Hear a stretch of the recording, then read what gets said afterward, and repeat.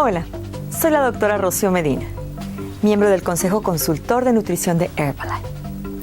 Estoy aquí para hablarle acerca del sistema cardiovascular, su importancia, cómo funciona, los problemas comunes relacionados con su salud y también para darle algunos consejos de cómo mantenerlo saludable y eficiente. A pesar de que cada vez que vamos al doctor nos toman la presión, muy pocas personas saben en realidad lo que significa. ¿Cómo se relaciona esto con su corazón y con su salud cardiovascular?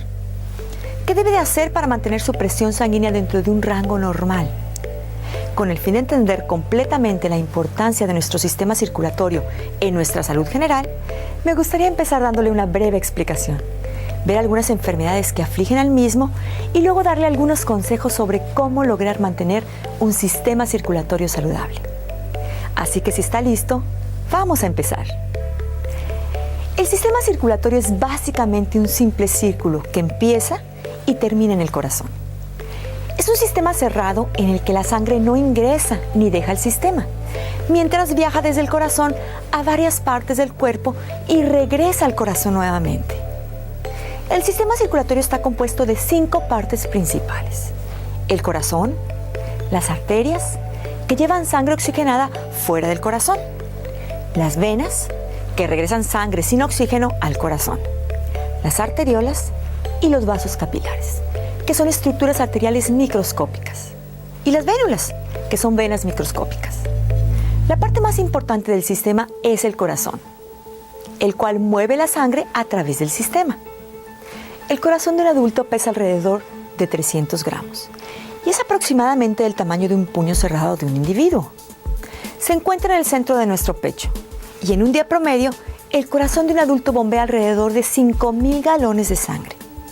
El corazón por sí mismo es un órgano muscular, dividido en los lados derecho e izquierdo. El lado derecho del corazón recibe sangre desoxigenada a través de las venas. Luego, bombea esta sangre a nuestros pulmones, en donde recoge oxígeno. Esta sangre oxigenada luego regresa al lado izquierdo de nuestro corazón, el cual la bombea al resto de nuestro cuerpo a través de las arterias.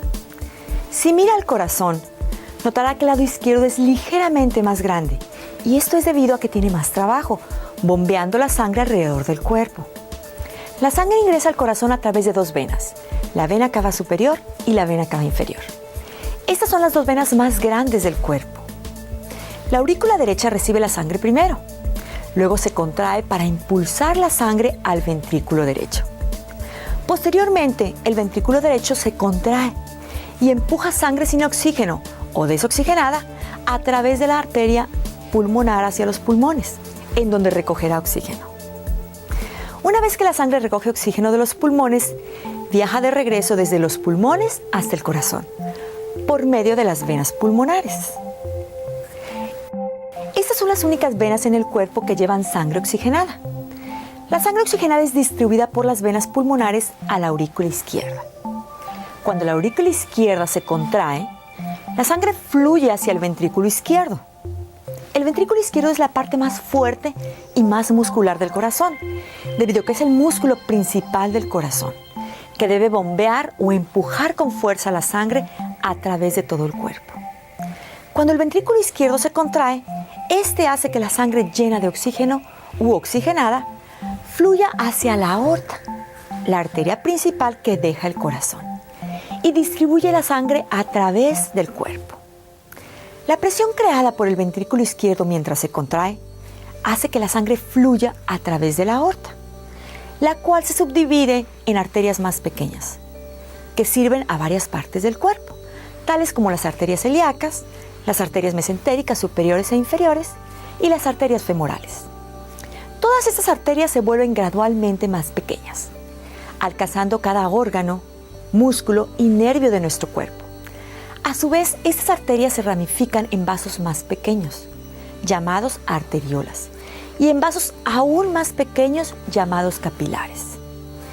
Es en los capilares que la sangre libera el contenido de su oxígeno, el cual es usado por las células para producir energía. A cambio, las células liberan productos residuales, incluyendo el dióxido de carbono y el agua, que son recogidos y llevados por la sangre a través de las vénulas. Una vez que se ha realizado este intercambio de materias, la sangre desoxigenada y repleta de residuo comienza su viaje de regreso al corazón. Desde los capilares la sangre fluye hasta las vénulas. Estas son venas pequeñas que tienen el mismo tamaño que los capilares.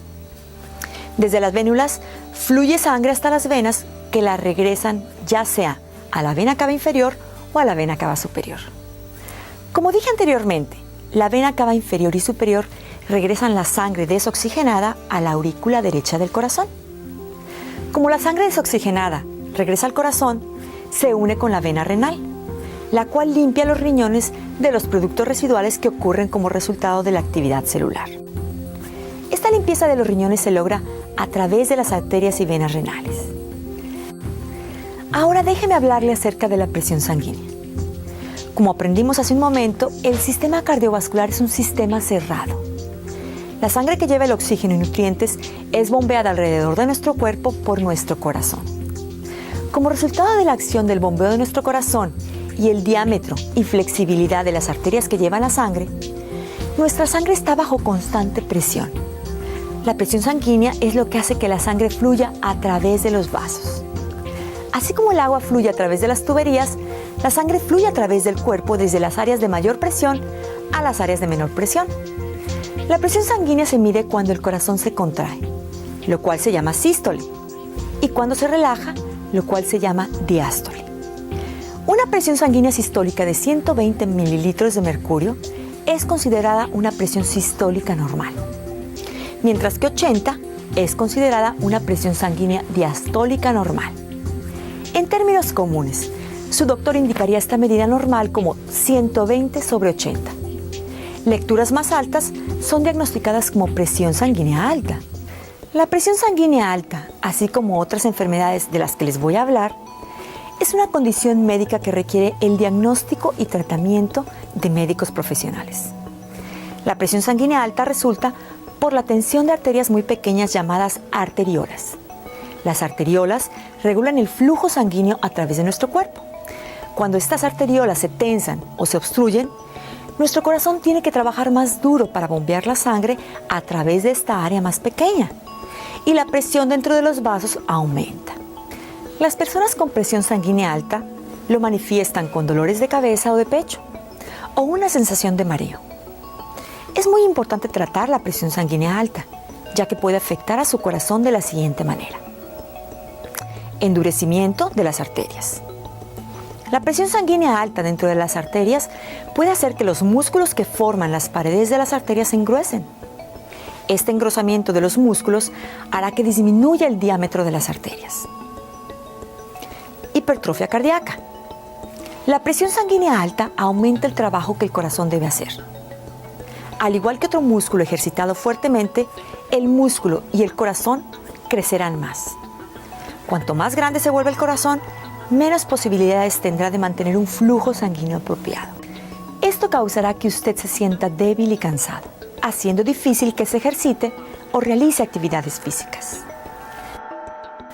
Ahora, asumiendo que la presión sanguínea está en la presión sanguínea ideal o casi cerca, existen varias enfermedades que todavía pueden afectar nuestro sistema circulatorio. Veamos rápidamente lo siguiente. La primera condición que quiero cubrir, la cual posiblemente he escuchado, es la enfermedad vascular periférica. En términos sencillos, la enfermedad vascular periférica o EVP, como se le conoce comúnmente, consiste en la obstrucción de los vasos sanguíneos más distantes del corazón, de las arterias y de las venas periféricas. Las arterias y las venas periféricas llevan la sangre hacia y desde los músculos de nuestros brazos y piernas y a los órganos de nuestra cavidad abdominal. Cuando la EVP afecta solo a las arterias y no las venas, es llamada enfermedad arterial periférica o EAP. Las principales formas que la EVP puede tener incluyen coágulos sanguíneos, inflamación o estrechamiento de los vasos sanguíneos u obstrucción. La EVP puede resultar de una condición conocida como arteriosclerosis, una condición en donde una placa se forma dentro de las arterias. La placa está compuesta de colesterol, grasa, calcio y materia de sangre coagulada llamada fibrina. Cuando se acumula suficiente placa en el interior de una arteria, esta empieza a obstruirse y el flujo sanguíneo se hace más lento o se detiene. Este flujo sanguíneo lento puede causar isquemia, el cual es un término para describir una condición en donde nuestras células del cuerpo no están obteniendo suficiente oxígeno. Las tres principales condiciones isquémicas son: número 1, arterias coronarias obstruidas, aquellas que suministran sangre al corazón. Puede conducir a un ataque al corazón. Número 2, arterias carótidas obstruidas, aquellas que suministran sangre a la cabeza. Pueden provocar un derrame cerebral. Y número 3, arterias periféricas obstruidas. Se encuentran en la parte inferior del cuerpo. Generalmente causan dolor y calambres en las piernas. El fumar, la diabetes, el colesterol alto y la presión sanguínea alta pueden conducir al desarrollo de la placa. Por lo general, cuando un paciente está sufriendo de una arteria o vena obstruida en la parte inferior del cuerpo, habrá dolor en las pantorrillas, muslos o glúteos, dependiendo de dónde se encuentre la obstrucción. La cantidad de dolor que se siente está generalmente en función a la severidad de la obstrucción. En casos severos, los dedos de los pies pueden volverse azulados, los pies pueden estar muy fríos y el pulso en las piernas y los pies puede ser absolutamente difícil de detectar. En casos extremos, algunos de los tejidos pueden incluso morir. Esta enfermedad se llama gangrena y en tales casos la amputación del tejido muerte es generalmente necesaria. Algunas veces los calambres en las piernas se desarrollan cuando una persona camina y el dolor en la pierna generalmente empeora con la actividad creciente.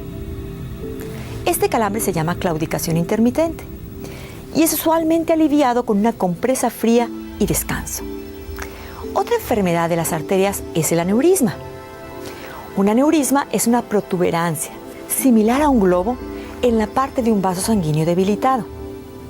Si la protuberancia estira la pared del vaso demasiado, el vaso podría reventarse. Cualquier condición que haga que las paredes de las arterias se debiliten puede llevar a un aneurisma. La arteriosclerosis, el fumar y particularmente la presión sanguínea alta aumentan el riesgo de aneurismas. Heridas profundas, lesiones o infecciones pueden también provocar protuberancias en los vasos sanguíneos. Un aneurisma en la aorta, la arteria que lleva la sangre del corazón al resto del cuerpo, puede causar falta de aire, voz ronca o áspera, dolor de espalda, dolor en el hombro izquierdo o en el omóplato. Si el aneurisma está en el área del estómago, puede causar dolor o sensibilidad, malestar estomacal o incluso pérdida de apetito. Para los aneurismas en el vaso periférico o aórtico, el tratamiento implica revestir o reemplazar la sección debilitada de la aorta con un tubo artificial llamado injerto. Una condición o enfermedad relacionada que se desarrolla en las venas es un coágulo de sangre, también llamado trombosis venosa. Esta condición es muy seria y puede ser peligrosa si el coágulo sale de la vena y viaja a los pulmones, en donde puede bloquear completamente el flujo sanguíneo. La falta de actividad física o estar postrado en una cama por mucho tiempo puede retardar el flujo sanguíneo al punto de que se comiencen a formar coágulos de sangre. Cuando un coágulo de sangre se desarrolla en las venas cerca de la superficie de la piel, puede haber una ligera inflamación, sensibilidad y enrojecimiento. Los síntomas de coágulos en las venas más profundas pueden incluir inflamación de tobillos y pantorrillas, sensibilidad, enrojecimiento, calor alrededor del área afectada y dolor cuando se elevan los pies hacia arriba. En la mayoría de los casos, el tratamiento consiste en tomar un anticoagulante, permanecer en cama y mantener las piernas levantadas de 3 a 5 días. En el caso de un coágulo de sangre en los pulmones o para aquellos que no pueden tomar anticoagulantes, se debe colocar un filtro en el vaso sanguíneo para llevar la sangre desde las piernas hasta los pulmones, evitando así que cualquier coágulo llegue a los pulmones. Cuando un coágulo de sangre llega a los pulmones, crea una condición llamada embolismo pulmonar. Un embolismo pulmonar es tratado con agentes adelgazadores sanguíneos, medicinas anticoagulantes que inhiben la coagulación de la sangre y medicinas que disuelven el coágulo. En algunos casos puede necesitarse cirugía para retirar el coágulo. Los embolismos pulmonares son extremadamente peligrosos porque no presentan síntomas y pueden causar la muerte repentina.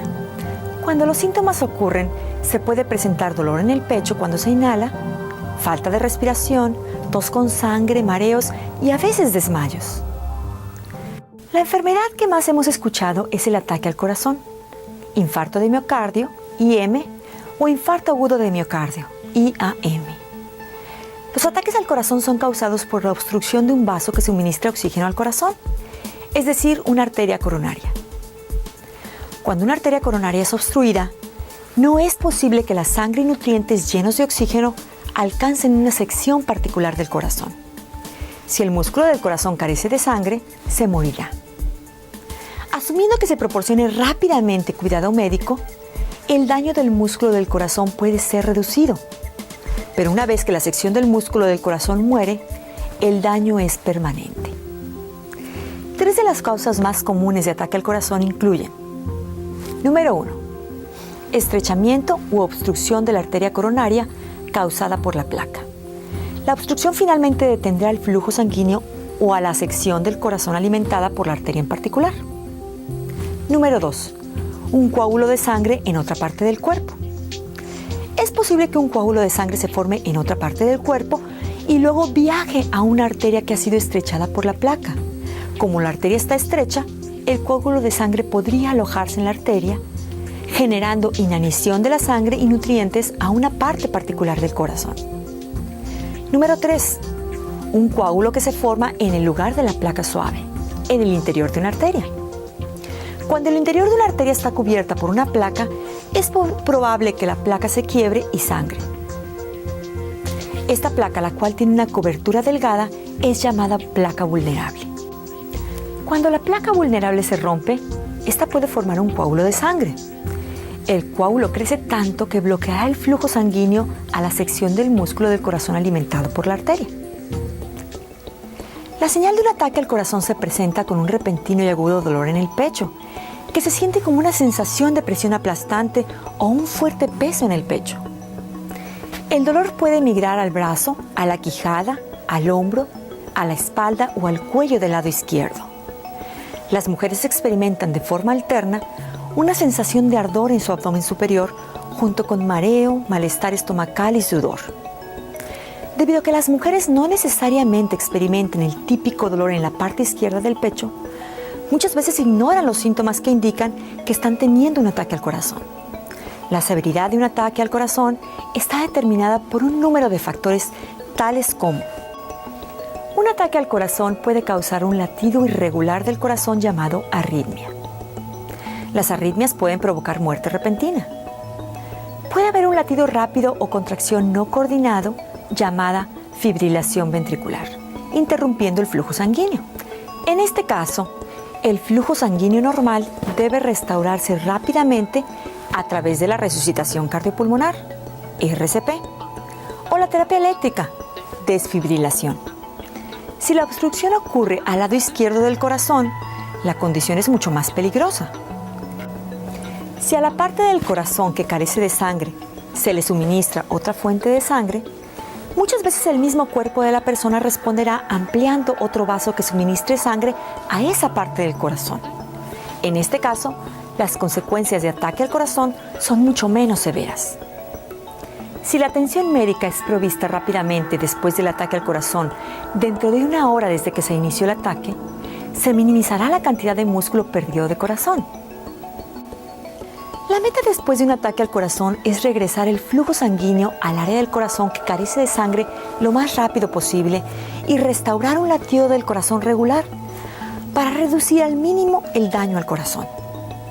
Los tratamientos incluyen administración de drogas para disolver los coágulos de sangre y regresar el flujo sanguíneo a la normalidad, así como también angioplastía con globo y prótesis endovascular, stenting, los cuales son verdaderos procedimientos de intervención física para abrir el vaso sanguíneo en cuestión y restablecer el flujo sanguíneo en el vaso, así como el músculo del corazón correspondiente. Ahora quiero hablar de una enfermedad que muchas personas frecuentemente malinterpretan por ataque al corazón. Muchas personas que experimentan un dolor agudo en su pecho no están en realidad experimentando un ataque al corazón, sino que están sufriendo de una condición conocida como angina, un síntoma de enfermedad de la arteria coronaria. En la angina, a diferencia del ataque al corazón, el músculo del corazón no está dañado permanentemente y el dolor generalmente desaparece descansando. La angina específicamente es un dolor agudo en el pecho que ocurre cuando un vaso enfermo en el corazón, una arteria coronaria, ya no puede distribuir suficiente sangre a una parte del músculo del corazón para cumplir con sus necesidades de oxígeno. La angina generalmente ocurre cuando el músculo del corazón tiene una necesidad extra de sangre, por ejemplo durante el ejercicio, pero también puede ser provocada por estrés emocional, temperaturas frías o calientes extremas, comidas pesadas, el alcohol y el fumar. El dolor no dura más de unos minutos, pero si dura, puede ser señal de una repentina obstrucción total de la arteria coronaria, es decir, de un ataque al corazón. El tratamiento más común de la angina es un cambio de estilo de vida y medicina. El programa de ejercicio debe ser aprobado por un doctor y se deben controlar los factores de riesgo, tales como la arteriosclerosis, la presión sanguínea alta, el fumar y el exceso de peso. Comer saludablemente, no fumar, limitar la ingesta de alcohol y evitar el estrés son generalmente parte del régimen prescrito en respuesta a los ataques de la angina. La medicina más usada para la angina es la nitroglicerina. Funciona casi instantáneamente ampliando los vasos sanguíneos, lo cual mejora el flujo sanguíneo y permite que más sangre llena de oxígeno llegue al músculo del corazón. Otras medicinas usadas para controlar la angina típica son los beta bloqueadores y bloqueadores de los canales de calcio, que reducen las necesidades de oxígeno del corazón, disminuyendo el ritmo cardíaco o la presión sanguínea. La última enfermedad que me gustaría cubrir es el derrame cerebral. Un derrame cerebral es una lesión en el cerebro que también puede afectar severamente al cuerpo. Un derrame ocurre cuando hay una interrupción en la circulación de la sangre en una parte del cerebro o cuando hay sangrado dentro o alrededor del cerebro. Debido a su constante y crítica función, las células del cerebro necesitan un constante suministro de oxígeno. Cuando la sangre deja de pasar por una parte del cerebro, el oxígeno suministrado en esas áreas se interrumpe, una condición llamada isquemia. Sin oxígeno, las células cerebrales se mueren rápidamente. Cuanto más tiempo el cerebro se encuentre sin sangre, más severo será el daño. El área del tejido muerto que resulta de la isquemia cerebral es conocido como infarto cerebral. El flujo sanguíneo del cerebro se puede obstruir de dos maneras. Número 1. Un coágulo de sangre que se aloja en una arteria en el cerebro o en el cuello, obstruyendo el flujo sanguíneo. Alrededor del 87% de todos los derrames son causados por coágulos sanguíneos. Y número 2. Una arteria debilitada se revienta en el cerebro. Un 13% de derrames son causados por una arteria que se revienta. Los efectos de un derrame pueden ser moderados o severos, a corto plazo o permanentes. Algunas personas pueden recuperarse rápidamente, otras nunca se recuperan. Esto es debido a que las secuelas de un derrame son determinadas por varios factores, tales como ¿qué parte del cerebro fue afectada? La magnitud del daño ocurrido. ¿Qué tan rápido el flujo sanguíneo fue restablecido a la parte lesionada del cerebro? ¿Y qué tan rápido las partes saludables del cerebro pueden hacer las funciones realizadas anteriormente por el área lesionada? Estas son algunas de las enfermedades más comunes que se presentan en nuestro sistema circulatorio. En todos los casos, la estrategia más importante a seguir es la prevención. Siguiendo un programa de ejercicio simple, adoptar una dieta saludable y evitar factores de riesgo evidentes tales como fumar, tomar alcohol, la obesidad y el sobrepeso contribuirán a evitar las enfermedades cardiovasculares. Tome en cuenta que el sistema cardiovascular es muy importante y frágil. Por lo tanto, cuídelo. Hasta pronto.